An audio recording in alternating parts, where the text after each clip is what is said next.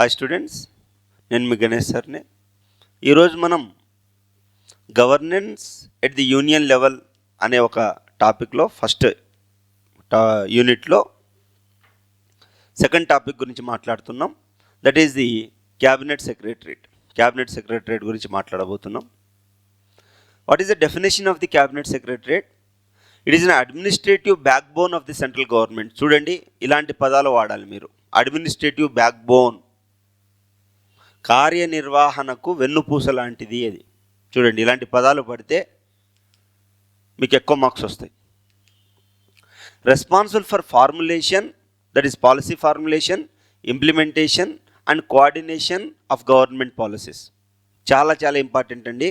Policy ఫార్ములేషన్కి, ఇంప్లిమెంటేషన్కి, అది implementation అవుతుందా లేదా అనేది కోఆర్డినేషన్కి చాలా చాలా ఇంపార్టెంట్ గవర్నమెంట్ పాలసీస్. ఈ యొక్క కంపల్సరీ ఇది రాయండి అండి, డెఫినేషన్లో రాయండి. Okay, next role and functions. What are the roles? మనం ఆల్రెడీ డిస్కస్ చేసుకున్న వాటిని రిపీట్ అయితే policy formulation, implementation, coordination, administrative support. Okay, administrative support. So assist in developing policies and drafting legislation. ఒక చట్టం చేయాలి అంటే మనకి క్యాబినెట్ సెక్రటరేట్ కంపల్సరీ అవసరం. Oversees the execution of the policies and the government decisions. Government ఏదైతే decisions తీసుకుందో అది implement అవుతున్నాయా లేదా, ఎలా ఇంప్లిమెంట్ అవుతున్నాయి, ఏమైనా పాలసీ పెరాలసిస్ ఏమైనా వస్తుందా లేదా అనేది చూస్తారన్నమాట. ఇవన్నీ చూస్తారు. దాంతోపాటు administration coordination ensures effective coordination between different ministries and department. Central government లెవెల్లో కోఆర్డినేషన్ అనేది చాలా ఇంపార్టెంట్ అండి. లేకపోతే డబులింగ్ ఆఫ్ ది వర్క్ అయిపోతుంది అండ్ రిసోర్సెస్, కంట్రీ రిసోర్సెస్ ఏవైతే ఉన్నాయో అన్ని మిస్యూజ్ అయ్యే పాసిబిలిటీస్ ఉంటాయి. Administrative support provides administrative support to the cabinet and the ministers. చూడండి, రోల్ కన్ఫైన్మెంట్ అయిపోయింది. పిఎంఓ మాట్లాడుకున్నాం, క్యాబినెట్ సెక్రటరేట్ మాట్లాడుకున్నాం. ఇది మనం ఏం మాట్లాడుతున్నాం, ఏం టాపిక్ ఇది? Central secretariat. సో సెంట్రల్ గవర్నమెంట్కి అంటే ఆ మినిస్టర్సు, ఈ యొక్క మినిస్ట్రీ ఆఫ్ స్టేట్ అని అంటాం కదా, వాళ్ళకి వీళ్ళందరికీ స్టాఫ్ హెల్ప్ చేస్తారనమాట. Next what is the structure? Structure ఏంటి? మినిస్టర్స్ ఉంటారు, దాని తర్వాత డిపార్ట్మెంట్స్ ఉంటాయి, ఆ డిపార్ట్మెంట్కి సెక్రటరీస్ ఉంటారు, అడిషనల్ సెక్రటరీస్ ఉంటారు, joint secretaries and deputy secretaries ఉంటారు. So ministers, they are the like core structure consist of various ministers which are responsible for the specific sector of the governance. Example, finance కావచ్చు, home affairs కావచ్చు, ministry of forest కావచ్చు, social justice కావచ్చు, లేకపోతే జల్ శక్తి కావచ్చు. ఇలా different ministers ఉంటారు కదా, ఆ మినిస్టర్స్కి ఈ యొక్క సెంట్రల్ సెక్రటరేట్ హెల్ప్ చేస్తుంది. డిపార్ట్మెంట్, ఇక్కడ చూడండి సబ్ యూనిట్స్ ఉంటాయి, డిపార్ట్మెంట్లో కూడా సబ్ యూనిట్స్ ఉంటాయి. So each ministry is divided into the departments handling specific areas within the ministry's domain. ఆ మినిస్టర్లో ఉన్నటువంటి డిఫరెంట్ డిపార్ట్మెంట్స్ అన్నిటినీ ఈ యొక్క మినిస్టర్ కోఆర్డినేట్ చేసుకుంటాడు. ఓకే, దాని తర్వాత secretary act as a head and the secretary is the senior most official in the ministry. Each ministry responsible for managing the ministerials affairs. So IAS స్థాయి అధికారులు మీరు RDO అయ్యారనుకోండి, that is the deputy collectors అయ్యారనుకోండి, మీకు 7 నుంచి 10 సంవత్సరాలు మీరు conferred IAS అవుతారు. కన్ఫర్డ్ ఐఏఎస్ అయిన తర్వాత మీరు కూడా ఈ పొజిషన్స్కి వెళ్ళొచ్చు. ఓకే, మీరు కూడా ఈ పొజిషన్స్కి వెళ్తారు. Additional secretaries, what are the role? Additional secretaries manages the specialized functions within the ministry. అంటే additional secretary, joint secretary or deputy secretary, మనకి టాప్ మోస్ట్ లెవెల్లో ఉన్న సెక్రటరీస్ కొంచెం జనరలైజ్డ్ ఉంటే ఇంకా పర్టికులర్ ఒక డిపార్ట్మెంట్కి, సబ్ డిపార్ట్మెంట్కి హెడ్ చేస్తారన్నమాట. మీరు అది గుర్తుంచుకోవాలి. And role of joint secretary handle a specific administrative task, policy implementation, coordination role. మీరు ఒకటే గుర్తుంచుకోవాలి, పాలసీ ఇంప్లిమెంటేషన్ అండ్ కోఆర్డినేషన్.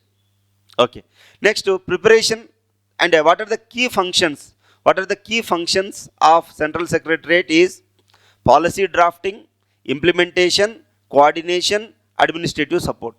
మీరు ఎక్కడ చదివినా ఏం చదివినా ఇవే కదా రిపీట్ అవుతున్నాయి. వీటిని గుర్తుంచుకోండి చాలు. 1-2 సార్లు వినండి, మీరు ఒక ఫ్రేమ్వర్క్ తయారు చేసుకోండి, మీరు మీ ఆన్సర్ రాసుకోండి. Policy drafting, preparation. Okay, preparation draft policies or proposals for the consideration by the cabinet. అంటే వీళ్ళు ఒక డ్రాఫ్ట్ తయారు చేస్తారు. ఏ విధంగా తయారు చేస్తారంటే సమాజంలో ఉన్న నీడ్ని అడ్రస్ చేసే మాదిరిగా చేస్తారు. అది అడ్రస్ ఏ విధంగా చేయగలగాలి? క్యాబినెట్ అప్రూవల్ పొందే మాదిరిగా చేయాలి. Okay, then implementation, that is the execution implements a decision taken by this cabinet and ensures the policies are applied effectively. అంటే మీకు ఇక్కడ ఏమర్థమవుతుంది సార్ అంటే వీళ్ళు పాలసీస్ ఏవైతే ఉన్నాయో ఈ యొక్క పాలసీ ఫార్ములేషన్లో దట్ ఈస్ పాలసీ డ్రాఫ్టింగ్ ఎలా చేస్తున్నారు? పాలసీ డ్రాఫ్టింగ్ ఏ విధంగా చేస్తున్నారు సార్ అంటే గ్రౌండ్ లెవెల్లో ఉన్నటువంటి ప్రాబ్లమ్స్ని వీళ్ళు ఐడెంటిఫై చేసి వీళ్ళు పాలసీని డ్రాఫ్ట్ చేస్తున్నారు. డ్రాఫ్ట్ చేసి క్యాబినెట్ అప్రూవల్ తీసుకుంటున్నారు. అంటే క్యాబినెట్ మినిస్టర్స్ కానీ క్యాబినెట్ మీటింగ్లో ఒక పాలసీని ఫార్ములేట్ చేయాలంటే వీళ్ళు డ్రాఫ్ట్ చేసి వాళ్ళకి పంపిస్తారు. అది వాళ్ళు మెచ్చుకొని ఎస్ ఇది మనం చెయ్యగలం అని వాళ్ళకి ఆ కాన్ఫిడెన్స్ వచ్చిన తర్వాత ద పాలసీ ఈజ్ క్రియేటెడ్. ఈ క్రియేట్ అయిన పాలసీ ఏదైతే ఉందో మళ్ళా సెంట్రల్ సెక్రటరేట్కి వస్తుంది. వచ్చినప్పుడు ఆ పాలసీ అయిపోయింది కదా, ఇక్కడ పాలసీ అయిపోయింది.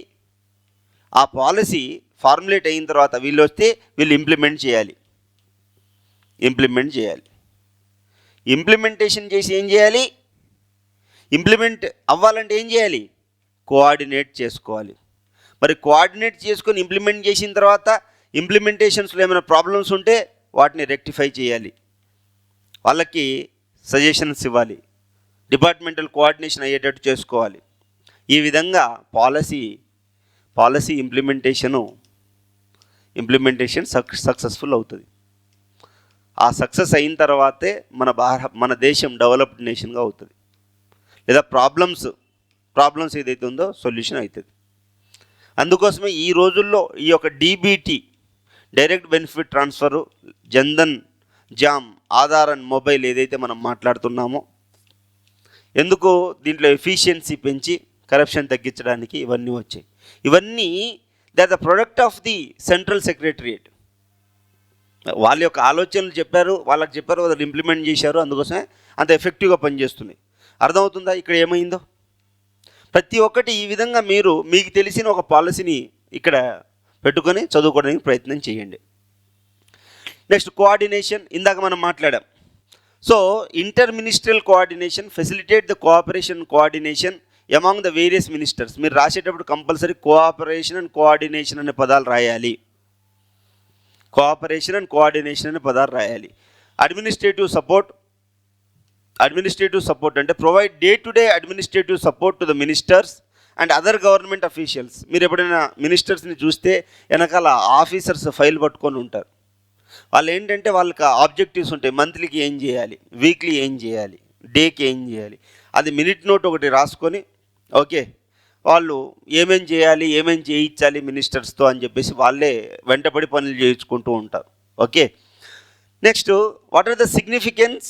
It has a central role, it has efficiency to do and policy execution అనేది చేయాలి. సో అడ్మినిస్ట్రేటివ్ హబ్, ఇది అడ్మినిస్ట్రేటివ్ హబ్. పిఎంఓ ఏం చెప్పాం మనం? Policy hub. Policy decision making అంతా అక్కడి నుంచి వస్తుందని చూడండి. వర్డ్ మారుతుంది, మీరు ఇది గమనించాలి. ఇది ఎవరైతే నోట్స్ రాసుకుంటారో, మీరు ఆన్సర్ రాసేటప్పుడు ఇలాంటి పదాలు ఎవరైతే రాస్తారో వాళ్ళకి సర్వీసెస్ వస్తాయి. ఓకే, ఎందుకంటే మీరు చాలా హడావుడిలో ఉంటారు. ఇప్పుడు ఎగ్జామ్ దగ్గర పడుతుంది, మీకు క్లారిటీ ఉండదు. అంటే ఏం చదువుతున్నాం, ఎలా చదువుతున్నాం అనే క్లారిటీ మిస్ అవుతుంది మీకు. దయచేసి మళ్ళా నేను గుర్తు చేస్తున్నా, మీది యొక్క పదాలు చేంజెస్ ఎక్కడెక్కడ జరుగుతున్నాయో చూసుకొని అది రాసుకొని రిపీటెడ్గా లంచ్ చేసేటప్పుడు, టీ తాగడానికి బయటికి వెళ్ళినప్పుడు మీరు రివిజన్లా చేసుకోవాలి.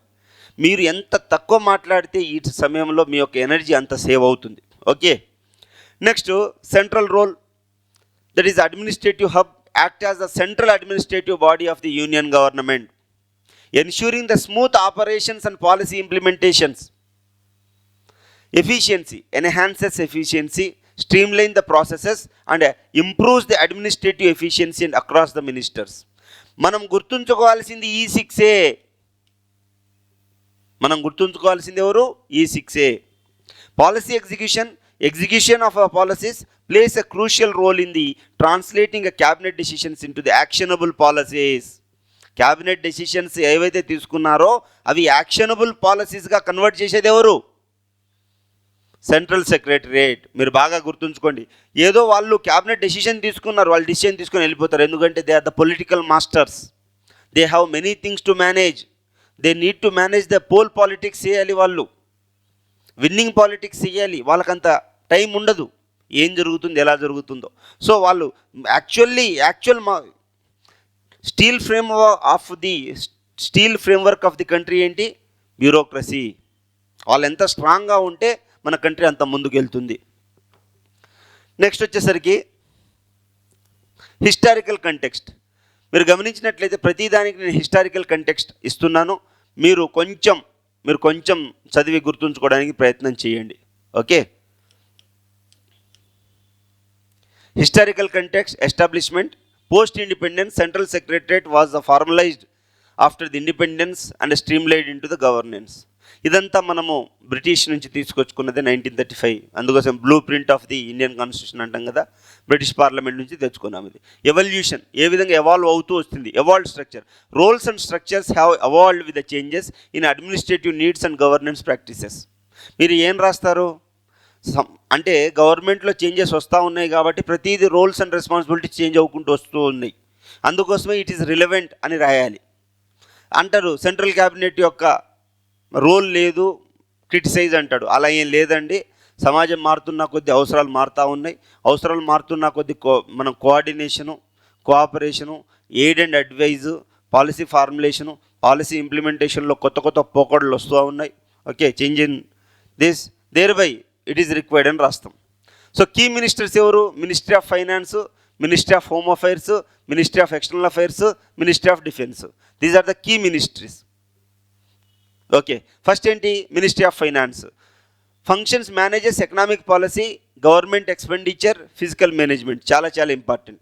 హోమ్ అఫైర్స్ ఏం చేస్తారు? Response for internal security, law and order, administration of the states.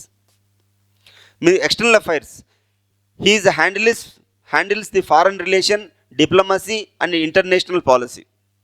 చూడండి, టు ద పాయింట్ రాస్తున్నాను. మీరు కూడా ఇంతే గుర్తుంచుకోండి. మీకు చాలా తెలిసినా సరే చాలా ఎఫెక్టివ్ పాయింట్సే రాయాలి. మనం 250 వర్డ్స్లోనే మనం అనుకున్నది రాయాలి అంటే సో పర్టికులర్గా ఉండాలి. మీరు 33,000-35,000 మంది పిల్లల ఆస్పిరెంట్స్ ఆన్సర్ స్క్రిప్ట్ నుంచి మీది యూనిక్గా రావాలి అంటే టు ద పాయింట్ రాయాలి, స్పెసిఫిక్గా రాయాలి. అంత మంచిగా రాయగలిగితేనే మీకు సర్వీస్ వస్తుంది. Okay. Next and ministry of defence ఏం చేస్తుంది? Manages national defence and armed forces. National defence and armed forces చేస్తుంది. సో యాజ్ యూజువల్గా నేను కొన్ని క్వశ్చన్స్ ఇస్తున్నాను. ఆ క్వశ్చన్స్ని ఆన్సర్ రాయండి. నేను ఎవాల్యుయేట్ చేసి మీకు పర్సనల్ ఫీడ్బ్యాక్ ఇస్తాను. Discuss the role and functions of the central secretariat in the Indian administrative system. How does it support the governance process at the union level? Explain the structure of the Central Secretariat, key responsibilities of its various officials. How does this structure facilitate effective administration? Analyze the significance of Central Secretariat in policy formulation and implementation. What role does it play in coordinating between different ministries? Okay. ఈ యొక్క 3 క్వశ్చన్స్కి answer రాసి పంపించండి. Okay. ఈ యొక్క video కావచ్చు, classes కావచ్చు, మీ ప్రిపరేషన్కి సప్లిమెంట్గా వాడండి. ఓకే. నేను ఇచ్చే ప్రతి ఒక్క పాయింట్ చాలా ఇంపార్టెంట్ పాయింట్ అండి. వీటిని మీరు చిన్న షార్ట్ నోట్స్లో రాసుకోండి. ఈ కంటెంట్ అంతా మీకు గణేష్ సార్ క్లాసెస్, ఈ యొక్క పీడిఎఫ్స్ అన్నీ మీకు గణేష్ సార్ క్లాసెస్ @mentor అనే టెలిగ్రామ్ ఛానల్లో దొరుకుతుందండి. Please do subscribe, share and comment to this channel and thank you so much. All the very best.